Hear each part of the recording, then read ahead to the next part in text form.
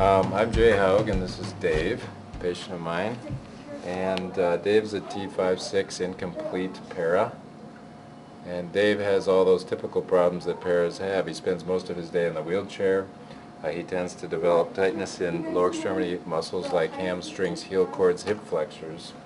And also he runs the risk of decubiti.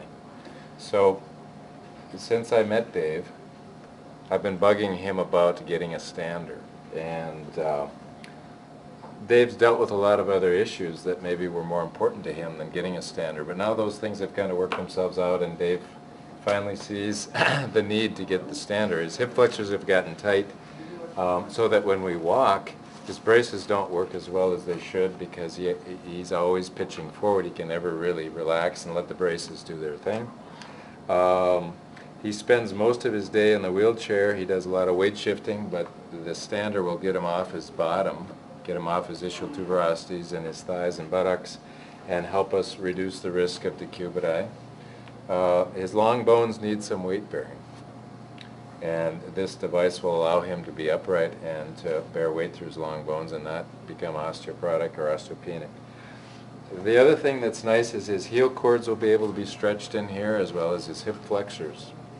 So that, along with maybe helping his motility by getting him out of the wheelchair upright and letting gravity maybe assist him a bit with his bowel program. Healthcare professionals have been prescribing and using the Easy Stand for several reasons. Standing facilitates respiration and builds cardiovascular endurance. It improves urinary drainage and normalizes bowel function. It reduces the risk of pressure sores and increases range of motion. It decreases abnormal muscle tone and maximizes weight bearing on the long bones.